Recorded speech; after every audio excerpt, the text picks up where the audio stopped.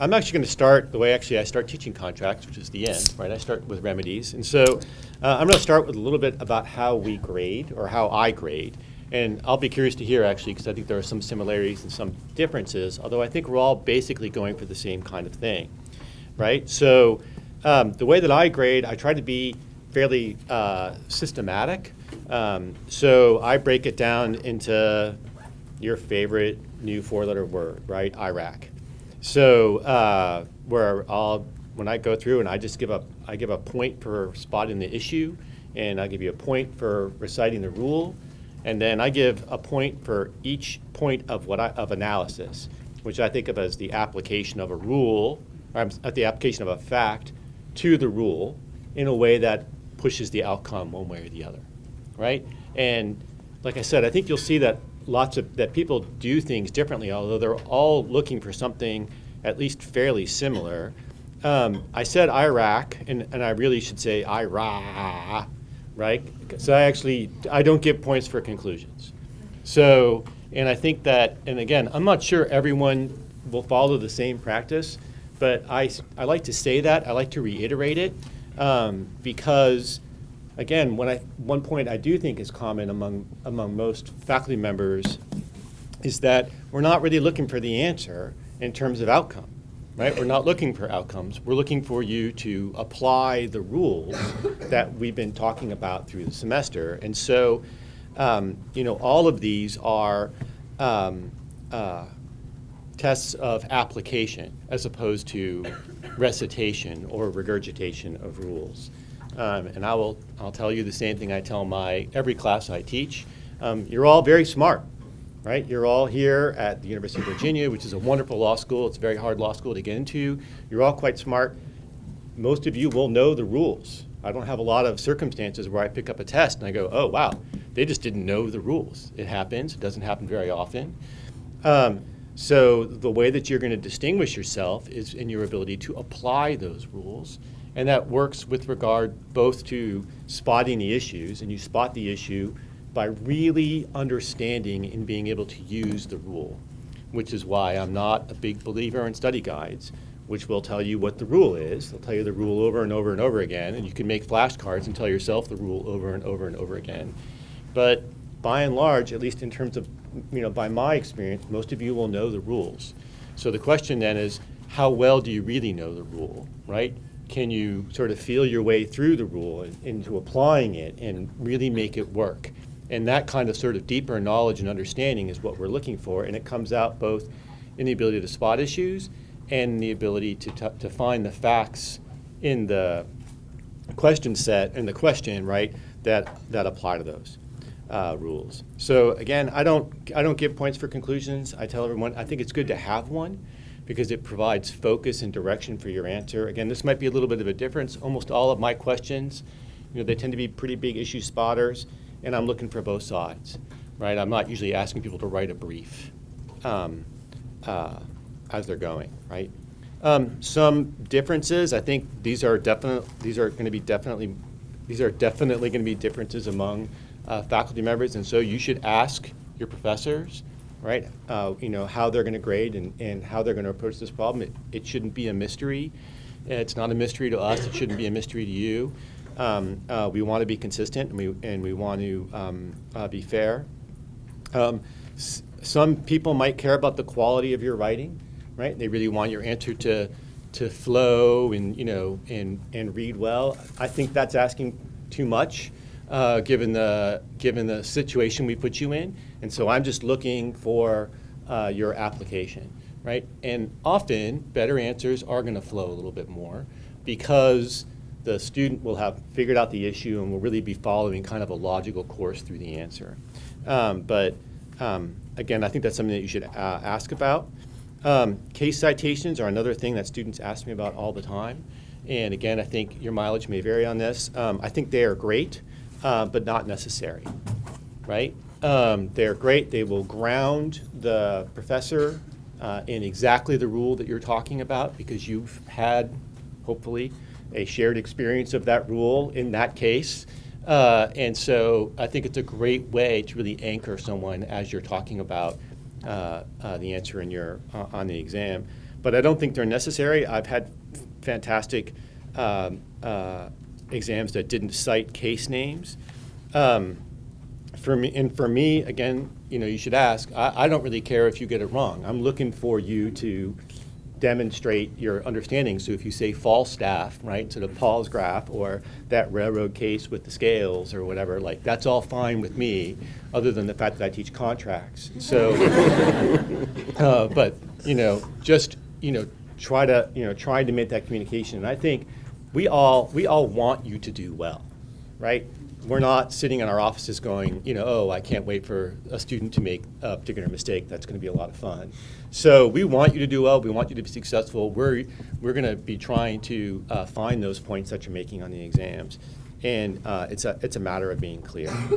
The only thing I was going to talk about, I was going to talk about how I take them as well, but I think I'll wait on that. One other thing they asked me to talk about were common issues, which I think are relevant to how I grade and how we grade. And a few of them are, some basic ones. It goes to this conclusion point.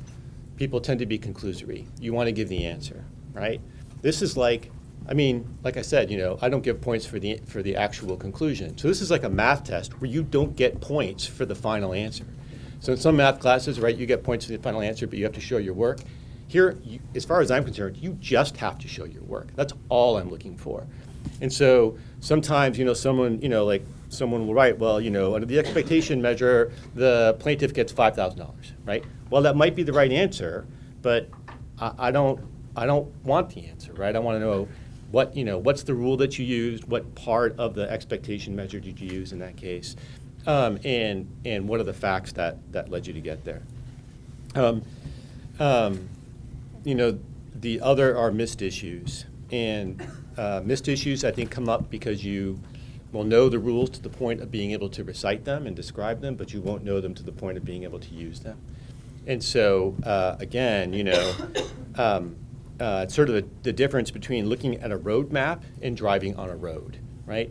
My recommendation for you is to practice applying the rules, and to do that in conversation with your colleagues. As I said, you're all very smart. You're surrounded by really smart people. I would recommend that you talk to them. You will learn more talking to your colleagues about what you're studying than you might learn in any particular class, but it'll be much more real to you because you're applying them. And then organization can be an issue for people, although, again, I think that really just depends, right? So sometimes people get caught up and they get sideways. Sometimes there is a particular organization that makes sense. Mostly I would say, don't worry about it too much. Use the organization that makes sense to you. Chances are pretty good it's the one that makes sense to us too. But the worst thing that you can do is say, okay, I know what the issue is and I know what the facts are, but I got to make sure I get everything in the right order, and you'll trip yourself up trying to make that happen. So, try not, organization is one of those things where I say, try not to worry too much about it. It will kind of flow. And if you have to, you can say, oh yeah, and I just thought of this thing.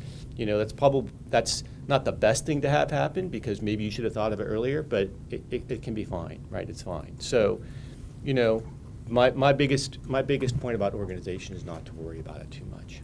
So those are the few points that I had on that. And again, I'd be curious to hear if you all grade substantially differently than that, or. Well, I think I'll add my points of disagreement to the extent there are any along the way in my remarks. I think I largely, almost completely agree with what you said, with a few minor quibbles. So I'm going to talk to you a little bit about getting prepared for exams, strategies going in, and then strategies for taking an exam, as well as a little bit more. The first thing that I want to remind you is you do know what exams are. So sometimes when we get to law school, and I'm hoping that many or most of you have seen a midterm and you've had the chance to practice, but in law school we have this idea that, oh my goodness, there's this thing called a law school exam or this thing called legal writing, and it's completely and totally different from anything we've ever done before, and oh my God, the world is coming to an end. And the thing that I want to say is you all have done lots of exams, I'm assuming, in prior academic spaces. You've taken exams before. And so in some sense, you do know what you're in for, and you should just fall back on the same kinds of smarts that you have. You're all really, really smart, and the study skills that got you here. One thing that I think is really important is don't make any sudden changes. You know, if you're looking around you and you see that people are doing things differently from the way you have done them successfully before, don't suddenly think, I've got to start, you know, doing everything differently. You know, continue to follow the tried and true ways that got you here. And then, just to be clear, we think that you do know what you're going to be tested on. Tom gave you a good nutshell description of that. But just think about what you're learning in the classes, or what we think you're learning in the classes. You're learning a couple of different things. One, in each of your classes, you're learning a body of doctrine. You're learning the basic outlines of contracts law, of torts law, of criminal law, the rules of civil procedure. So there is a descriptive content that you're learning, right? And one thing that you want to be clear on is most exams, and you'll need to follow up with professors, the professor expects you to know that doctrine. Yes, there may be more than one approach to a question, but you're expected to know what the doctrinal material is, what the rules are. So you need to learn that stuff, right? And no matter what your professor says coming into class, some professors reportedly come in and criticize every case you're learning. Each and every case they say, this is dumb, this is stupid, this is ridiculous. And that can sometimes leave students bewildered, like, well, what am I supposed to be learning? What is the law that I'm supposed to be applying? This is all stupid, this is all dumb, this is all ridiculous, according to my professor. Yeah, but it's still the law, right? And so when you come to your exam, you need to know that doctrinal material, even though according to the professor's theory or approach, it's not very sensible. So make sure you keep your eyes on the doctrine. And then what we're expecting you to do is what Tom said. We're expecting you to be prepared to apply that doctrine to a new case. You're going to be given a new case, a case you haven't seen before, and you're to evaluate that new case in light of the law that you've learned. And so that's the analytical component, that's the thinking like a lawyer component. And again, you've been doing that all semester in classes, you know, studying a case and then asking a lot of follow-up questions about how that doctrine would apply to a new set of facts. So that's what you're being expected to do. You want to identify what the difficult issues are, and then the range of plausible arguments that the lawyers would be making on both sides. On my exams, you don't need to come down to a conclusion that's correct, because typically we're giving you cases where there are very hard issues and there are good arguments on both sides, and no one will know what the correct answer is until a judge rules. But on my exams, I frequently ask you to evaluate the likelihood of success of the arguments that you're making, and I want you to do that if you're asked. I'll get back to that in a minute. So you know what exams are, and we are hoping that you know what you are being tested on. Doctrinal content, and then how to apply it to a new set of facts. I'm going to give you some ideas about using your time well between now and the exam taking moment. The first thing that's really crucial is be sure that you know what your professor's ground rules are. Is it an open book exam? If so, completely open book, you know, limited open book? Is it closed book exam? You prepare for those exams potentially somewhat differently. You need to know these things. What kinds of questions are you going to be getting? Are they going to be essay questions? Are they going to be the big issue spotter question? Are there going to be questions that have a focus on policy issues? What about multiple choice? You know, so all of these things are things that your professor knows and should be willing to share with you, and they are willing to share, but you need to know. It'd be really a disaster if you walked in prepared for an open book essay exam and discovered that you were about to take a closed book multiple choice exam, right? So make sure that you get all that stuff and that you know it going in. Professors will tell you this. Unless they've gotten really super crosswise with a class and they're really pissed off at you. And of course at that point, you know, all bets are off and you're all in the same boat. Just joking, not. Okay, so, so these things have been known to happen in some law schools. So the other thing too is to make sure that you make good use of your professors now, between now and exam time. Go to office hours. If there are things that you are struggling to understand, this is the time to go and get your questions answered. Make us earn our good salaries. That's what we're here for. And notice, if you're struggling with something, there's more than one possibility about what's going on. Maybe we haven't been clear in class, and it's something that we could very easily clarify for you if you come in and talk to us. We should do that. The next thing is, if you're struggling with it, maybe it's genuinely difficult, and it's hard for everyone to articulate what the approach is. And for genuinely difficult questions, they often are the ones that appear on exams. And guess what? If you come to our office and ask us one of those genuinely difficult questions that's going to be on the exam, we're going to answer it. We're going to answer it in a straightforward way. We're not going to go, oh, that's on the exam. I'm not telling you. So my point is make use of us. Make sure you come up to the extent you have questions and ask us for help. With that in mind, know your professor's ground rules for office hours once the reading period starts, because some professors stop holding office hours at some point. Maybe they'll have office hours up until the end of classes. Maybe they're going to go away at some point and disappear. And you need to know this. Will they take questions by email? All of those kinds of things are important. To the extent that you're hoping to talk to a professor, make sure that you get from them the information so that you know if they're going to be around or not. The next thing that I think is really important when you're studying during the reading period is have an action plan for your study time, right? I think you have 4 exams, to the extent you're all 1Ls, I'm sure you have 4 exams, and you're going to want to allocate your available time wisely. I don't know what your first exam is. I hope it's crim, because then you'll spend all of your time studying crim, and I will get the most magnificent set of answers ever.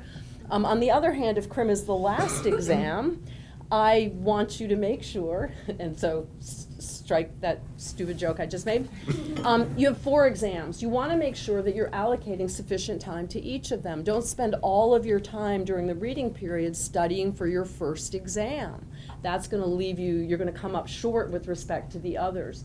And this is a problem, it's a time management issue, but it's really, really crucial. And it's something that I struggled with when I was a student. Drove my husband absolutely insane, because I wouldn't leave the house until my outline was done, and I had to take a subway, and he'd be like, your exam's in 15 minutes, would you please leave? And I'm like, no, I can't leave, I haven't finished my outline. So that was sort of my fault. I hadn't allocated my time wisely. So sit down and figure out, where do I need to spend, which is my hardest class? Which is the one where, I'm going to need a little bit of extra time? Which is the easiest one? Which one do I really adore reading for? What's the one that's, more difficult? So and have a game plan.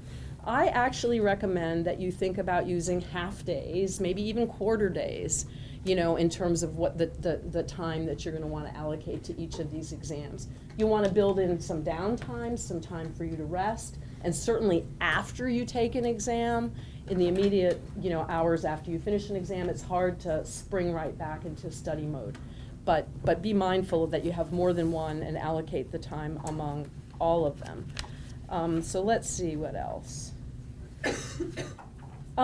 So when you're taking the exam itself, read the question, answer the question. Make sure that you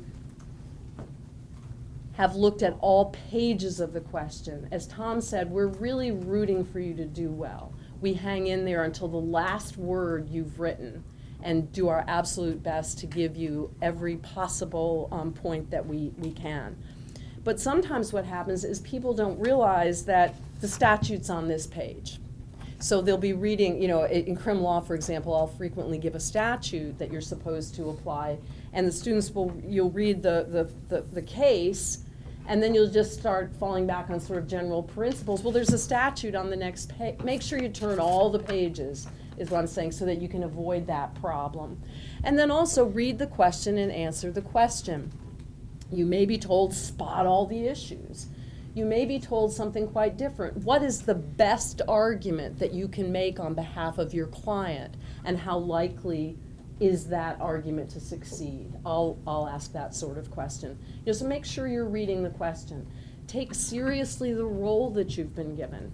Again, I realize what Tom is saying, that, if it's a big issue spotter, some professors may not care what the role assignment is so much. But for me, I do care. If I tell you you're a prosecutor, that's going to give you a certain way of approaching a question versus if you're told that you're a defender. So read the question, answer the question. When you're answering the question, be balanced. Always make sure you take account of the very best arguments that could be made by the other side. Great lawyers win cases because they figure out all the ways they could lose the case. So what you always want to do is, if you're given one role, is ask yourself, what if I was assigned the opposite role? What would I say if I was sitting in the other lawyer's shoes? So be sure to read your questions and answer them in a balanced way. The next thing is, read them really carefully. We get our fact patterns from all kinds of places. I do my best to take mine from real cases, and I'll mention in a minute why I do that. But a lot of professors get exams from pop culture.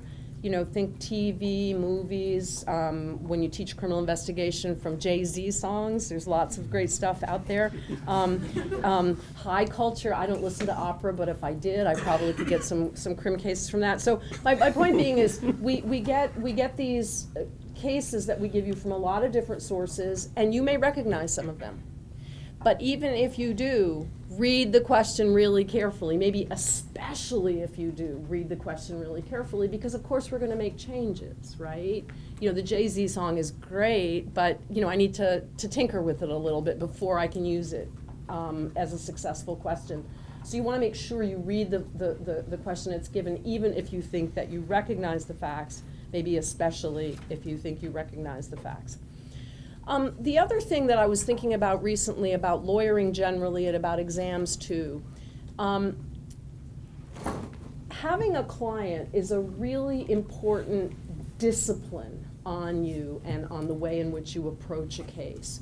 So what I recommend that you do when you are taking exams is say to yourself, this is real. The exercise that I'm being asked to participate in is real. And in crim, I try to base my questions on real cases. And I find that that's very motivating for all of my students, because when they read it, they go, oh, this really happened or is happening in the world. There is a judge sitting somewhere in the country who is confronted with these issues, and I am a lawyer who has to help that judge decide what she should do. And so that's a really, important thing, that it gives your answer some discipline, some focus. And this is not just an academic hypothetical. These are designed to help you get ready to be lawyers in the real world. Now, of course, you can write this off as professor trying to suggest that this academic exercise is actually important, right? And you may decide that that's not true. But you will be required to write memos in difficult cases, and you should treat this exercise as being one of those. Let's see, what else? I'm going to go back to what Tom said about how we're looking for analysis, not description. So you don't want to just regurgitate the doctrine. You don't need to describe, for example, that criminal law requires proof of mens rea and actus reus, and then give this abstract description of what those basic elements are. I know that.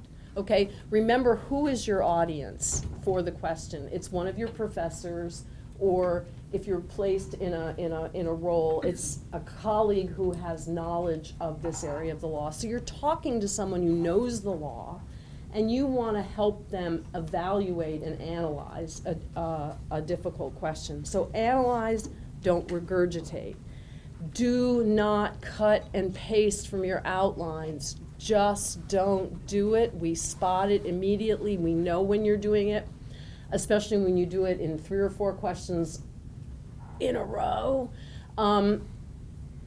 for me, it's a mild annoyance. I just flip the pages. I know I can tell I'm reading someone's outline. They're just giving me their outline as opposed to answering this question. But other professors get more than mildly annoyed and in fact, might take points off for doing that. So don't do that. The next thing that I want to mention really quickly is, because this was something that it took me a long time to learn when I was sitting where you're sitting. Whew. Exams don't contain any surprises, right? And by that I mean you're going to be given a new case. You're going to be given a case that you've never heard of before. I've told some of you my contracts exam in law school had to do with a contract to cater a wedding, and the catering truck got stuck in the Hudson Tunnel or the Lincoln Tunnel or whatever the tunnel is that goes between New Jersey and New York. So I'm sitting there going, I don't know the law of wedding catering. And it took me like about 5 minutes to come back to earth and go, wait a minute. But we did learn something about the law of contracts. So in crim, for example, if you're given a statute about the fact that it's a crime to tattoo a minor, right? Did you know that? It is a crime to tattoo a minor. Don't go, I don't know the criminal law of tattooing of minors. You don't. But the point is you do know the basic ingredients of criminal law, and you just want to ask those same basic questions that you've been asking all semester and apply them to this new case. In other words, when I say there's no surprises, the law that you are expected to apply is the law that's in the case book that you and the professor have discussed for the whole semester. That's the law that's available to you. You don't have time to go and research if there's some special rule for tattoos or wedding caterers. So don't worry about it. Just go ahead and dive into the question that you've been given. The last quick thing I was going to mention is if you're having trouble of any kind, please ask for help. And I don't just mean in the moment of the exam. Obviously, at the moment of the exam, if your computer blows up, go straight to the IT people. They will save you, and everything is going to be fine. But if you're having trouble during this time and during the run-up to exams, if you're sick or family members are struggling or there's just something really difficult going on, make sure you reach out to Dean Davies' office or to professors or something, because we're here to help. We want to make sure that you have a really successful experience. Great. Well, I see some of my students here, and they've heard some of this before, so I apologize to them in advance for repeating my usual spiel about exams, but that's what I know, so I will talk about that. And of course, Tom and Anne have said a lot of the main things that I would like to say, but I'll probably say them in a different way. So I'll start with my own acronym instead of IRAC. The acronym that I like to use for thinking about what I look for on exams, I call COJI, C-O-J-I. So the C is for competence, and that basically means the doctrine, as Tom and Ann talked about. Do you know the rules? Do you understand the facts of the question? Are you exhibiting competence, which is the key first rule of lawyering?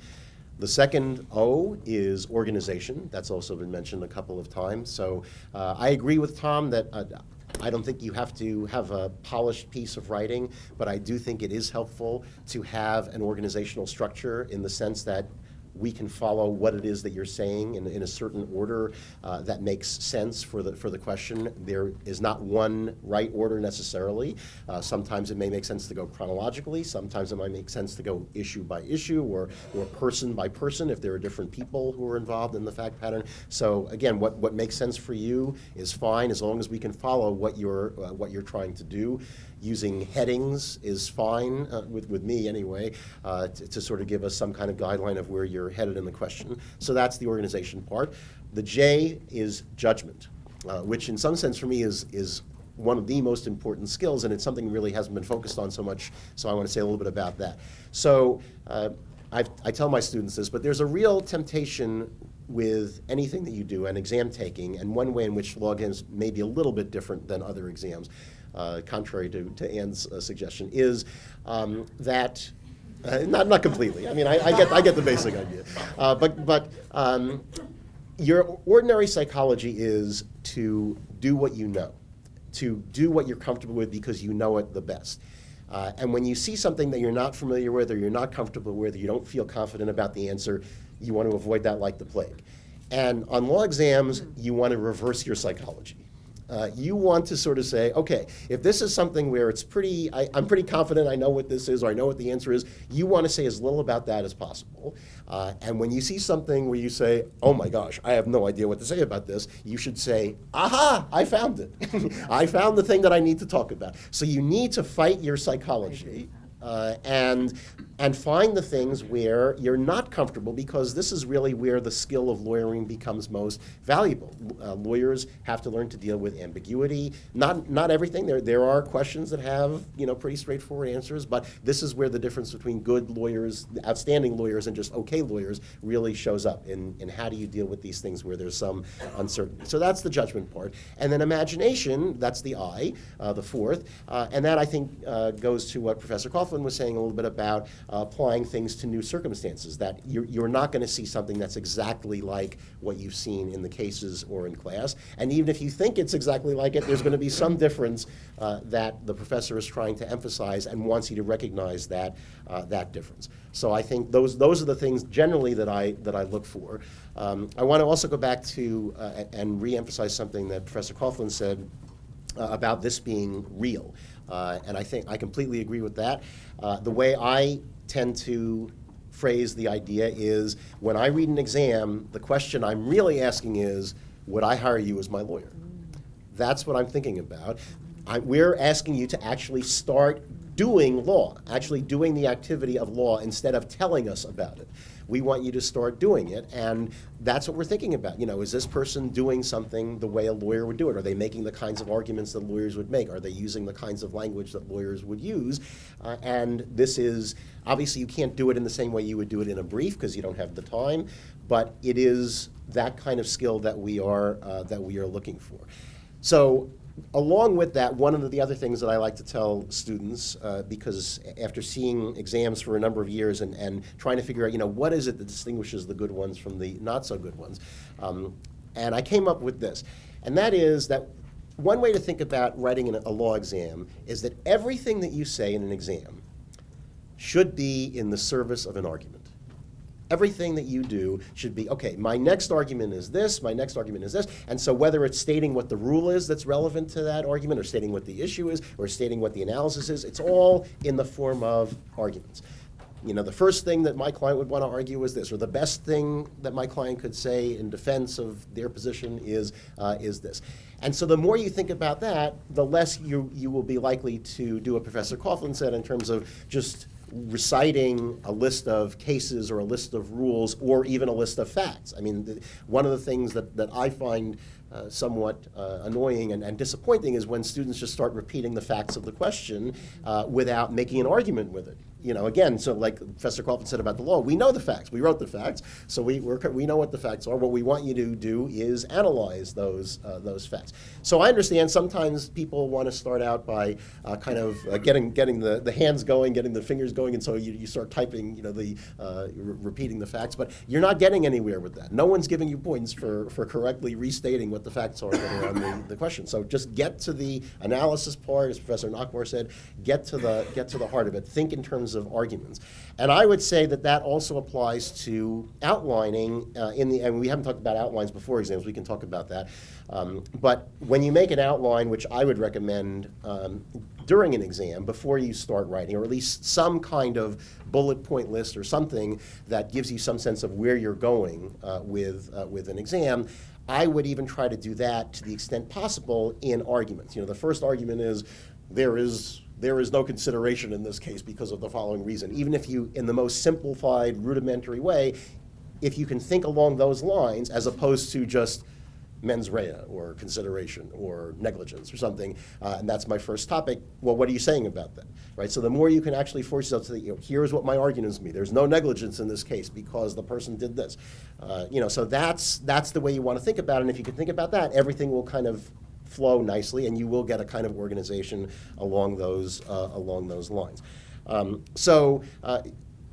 One of the things that goes along with this idea of how you start out.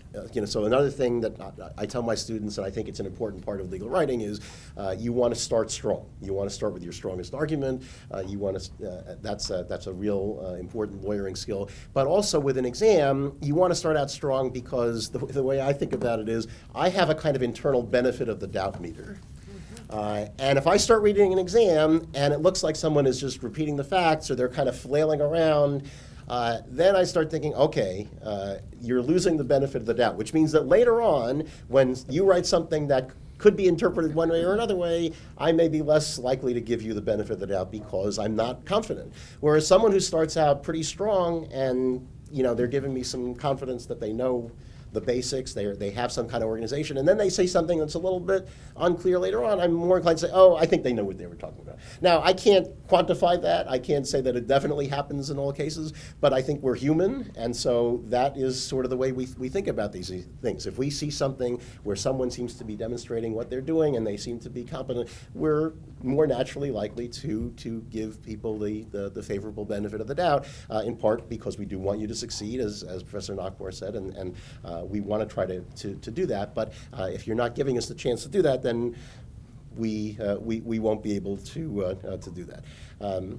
So in terms of other kinds of things, again, a number of these things have been mentioned, but things that you should do and things that you shouldn't do. One thing also that I think it's helpful to do is when you read a question, and I'm one of these people who likes long, complicated fact pattern questions. They're not all, we don't all do that, but that's what I like to do. And so it takes some time to digest those things. So you want to read it carefully, and you want to try to get some sense, at least even the first time you read it, even if you don't know exactly what you're going to say or how you're going to organize it, get some sense of the common sense of the problem. That is, if I were going to sort of summarize the problem here to someone who's, let's say, not a lawyer, what would I say if I could just sort of say it in one sentence, sort of like a closing argument or something like that, just to give you a sense, okay, here, I understand the gist of what's happening here. I understand the basic problem here. And then I can go back, if you go back and read it another time and start taking notes or whatever, you can sort of see, all right, how do these things sort of fit into that general problem, my general sort of thought about the problem. So I think that will be helpful in terms of both getting over the initial panic when you read a question like, oh gosh, what do I do with this catering problem? And the idea that, yes, I can start thinking about how the different things that we've read might be relevant to raise these different kinds of arguments in this question. One thing that hasn't been said in terms of the analysis part and applying the doctrine, when you apply these doctrines, we've all talked a lot, all your professors talk a lot about, why do we have these doctrines? What are they trying to accomplish? What's the purpose of them? That is very useful in thinking about how those doctrines ought to work in a situation you haven't seen before. It's a very common legal argument is to say, all right, well, the purpose of this doctrine is this, and that purpose would be served or would not be served by applying it in this situation or applying these facts to that doctrine. So don't forget that. That's just not some kind of fancy, extra kind of stuff. That is an important part of how law actually works in the world, thinking about why do we do these things? Why do we have these crazy rules? Why do they look the way they do? And whether one agrees with them or not, can you nevertheless make use of them and make arguments given the facts that you have? The point about counter-arguments, I think, is crucial, that you need to be able to recognize. I don't want to kind of rehash that, but I want to reemphasize that you do need to be able to recognize what the best arguments are on the other side. But with one caveat, I would say you don't want to sort of make what we might call straw man arguments. That is, there are legitimate counter-arguments on questions that are really debatable, and then there are some things that just aren't debatable, and so you have sometimes people just sort of make up things that someone might say on the other side, and they're kind of ridiculous, and that's not what we're looking for. We're not looking for you to think of some possible cockamamie thing that could be said against it. We're looking for you to, and this is the judgment point, we're looking for you to sort of identify, where are the real seams or the tensions in these doctrines where you can really raise legitimate counter-arguments. Where are the ambiguities? Making use of the information you're given. So Professor Coughlin talked about statutes that she gives on exams. So for Professor Nachbar and me, who are contracts teachers, we very often will give contract provisions in exams. If you get something like that, again, make use of it. It's there for a reason. That we're looking for you. Can you read these provisions? Can you see where the difficulties are, where the ambiguities are, how those things might be relevant to the particular problem? All right, so those are at least some things that you should do. Let me just say a couple of things that you should not do. So Professor Nachbar already mentioned conclusory arguments. That's certainly a big no-no, and again, something that I tell my students, and I point out every time I see it in opinions because it drives me crazy. Clearly is not an argument. Right, so or if something is really clear, then you don't need to say clearly because it's pretty obvious. If something is not clear, saying that it's clear is not going to make you look like you know that there's a problem there. So try to avoid those kinds of things. You don't need to write running out of time. On the exam. We know that you're running out of time. We know these things, as if you've taken midterms now, you sort of know how the time sort of creeps up on you. And so that's a problem pretty much across the board, no matter what kind of exam it is. Sometimes people will finish early, but it's relatively rare. So you don't need to tell us that, but what you can do, again, this is something you should ask your professors about. I'm very comfortable with someone who is running out of time to sort of write bullet points or a couple of sort of short things that, if I had time, I would address the following things. And then, if it looks like there's, again, something where I can sort of intuit that, yes, you seem to have the right idea there, I might give some credit for that. So that's much more valuable than writing running out of time. Yeah, so I already talked about restating the facts. So things like errors, so we talked about the fact that there's many right answers to the problems, but that doesn't mean there aren't wrong answers. There are wrong answers, right? So you can state the law incorrectly. You can get the facts wrong. And so that's something you really want to try to avoid doing. You want to make sure that you're getting the facts accurately. And again, if it turns out that you're in the middle of the question, you realize you misread something, as Professor Nachbar says, you should say that. You should say, oh, I was reading this way, now I see it's this way. It would be better if you don't do it, but that saying that you did it is better than sort of going to the end of exam not having acknowledged that. So that's something you want to try to avoid doing. You want to try to avoid being repetitive because, again, there's not a lot of time. You want to get to as many of the different points as you can. And let me say one more thing about that, because we haven't really talked about the curve here. And, it's a very common thing when you have a curved system, which is unfortunate, and we all hate it, but we live with it. So, but at least you need to know what that means to have a curved system.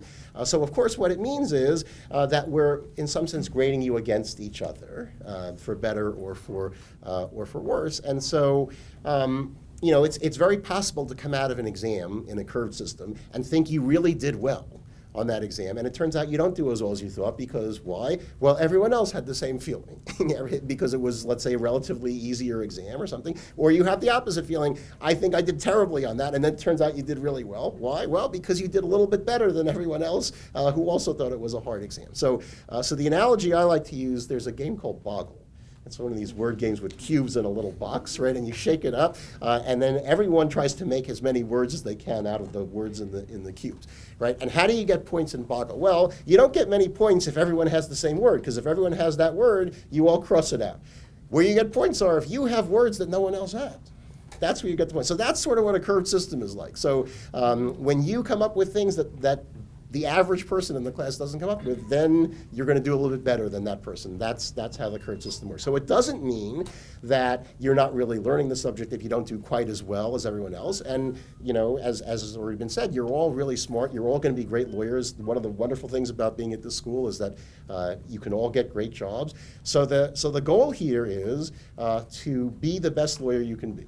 That's the goal of professional school. And you will all be terrific lawyers, and this is just helping you do that. And if you can think about it that way, even if you're disappointed in the final outcome, see it as an opportunity for, okay, what do I need to work on? How can I become a better lawyer? Because that's the goal. The goal isn't racking up little gold stars or something anymore. The goal is, this is my career. I need to be good at it. And I'm going to work on getting good at it. And we're here to help you do that.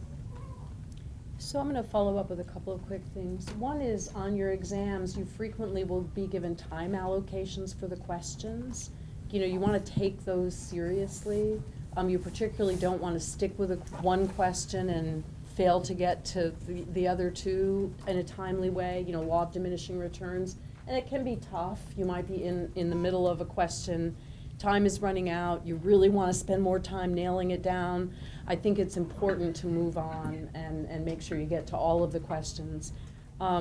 The other thing I wanted to follow up that George said is that if you're running out of time, it can be useful for you to just give us a little quick outline of what the rest of your answer might look like.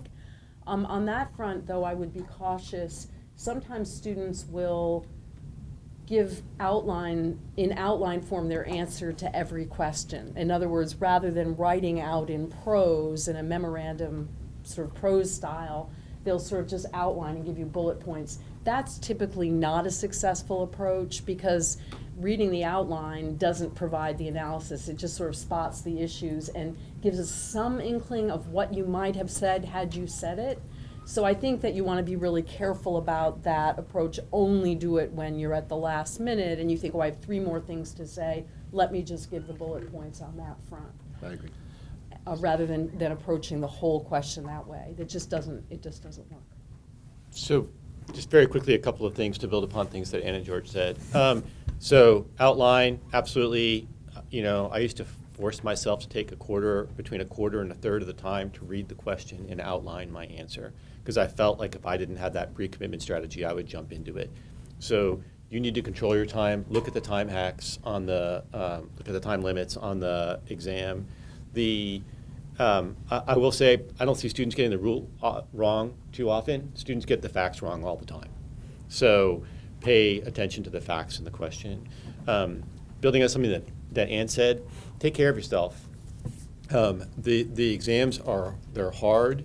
You have to think hard for a long time. And you know, if I could give students any tip for preparing for exams, it would be to exercise. Right? It has such a huge effect on the social science, not social science, the science on this is really strong. It has a huge effect on your ability to perform. And students tend to not take care of themselves during finals. And, you know, take care of yourself during finals, because locking yourself up in the library is not going to do you any good if you can't think your way through in the second or third or fourth hour of the exam. And that's when those differences are going to start. That's when the taking care of yourself, sleeping, things like that, is going to make a difference. So I want to take issue with something that Tom just said. I agree on the exercise front or self-care, but I don't agree on the outlining part. And I want to go back to where I started, where you want to know your own strengths and the way you think. If I were to spend a quarter of my time on an exam outlining, I would have flunked all of my exams. It's just not the way my mind works. And so I needed to begin writing much more quickly than Tom did. And so for me, the writing and the analysis went hand in hand. And it's impossible, I think, for us to tell you exactly how you should work this. I mean, there's no doubt at all that an outline is hugely important. For me, when I'm writing my own papers, my scholarship, I have to do the outline after the fact. And typically my research assistants help me by saying, here's your outline, you know, and then we reorganize things a little bit.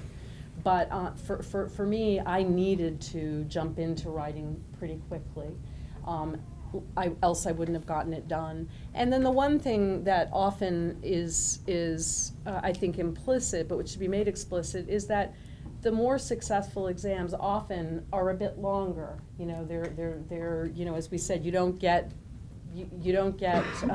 points for just stating, here's the bottom line conclusion. You get points for unfolding the analysis along the way, and in a balanced way, the arguments on both sides. So again, for me, if I were to have spent a quarter of the time allocated, I would never have gotten my answers written in a successful way. I wish I was an outline kind of person. It would help with other things. But so know thyself and know how it is that you think and write best.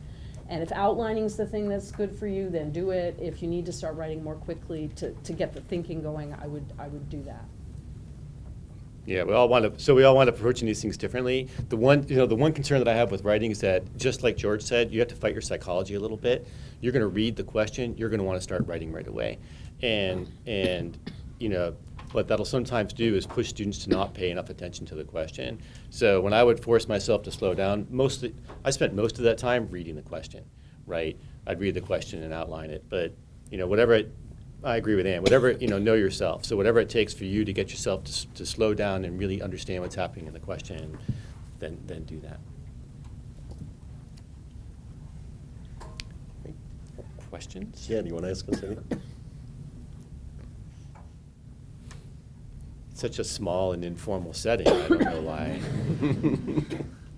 Can you talk a little bit about closed book versus open book exams? Oh, Because I've that- gotten a lot of worried people about it. I apologize. That was actually on my list, and I didn't talk about that. I'm sorry. Again, I think there's going to be a lot of variation here, and something that George said about having an outline. So I don't allow my first years to use outlines because in their exams they're closed book, and the reason why is because I think that outlines are for suckers. So you need I would write an outline for every class. And the benefit that I think you're going to get from the outline is in creating the outline. Actually taking the outline into the exam, great. If you can, great. I would not count on using it, right? So I think that you prepare for the question, you prepare for the exam kind of the same way, and then the outline is there. But I do think that it's a invitation to not prepare enough for the exam. Yeah, I give open book exams, and I sort of have a slightly different view from Tom. How could it be different? Not that different. But basically, I agree that the value of an outline is writing it, and that you won't have a lot of time to use it in exam. So I view it as kind of a security blanket. I view it as if you have that moment of panic where you just can't remember something and you're just completely lost, you can flip through your outline and sort of see a couple of things and say, okay, I got it, and it'll come back to you. But you're not going to have a lot of time to do much more than that. On an exam. So I view it as basically serving that purpose, and that's how I view open book exams generally. So I don't think we're actually that different. It's just that we just have a different default. We come at it from a different angle. Yeah. So I think outlines are for winners, not for suckers. And but I agree, you're not likely to have a lot of time to consult your outline. But for me, no lawyer in her right mind would do anything closed book. You'd never, ever, ever in a million years rely on your own recollection or memory, right? You're always going to have the chance to go ahead and double check things. So I try to allow my approach is to have it be open book, because the questions are so difficult and so hard that anything that you can consult that will help your memory is what I allow. So yeah.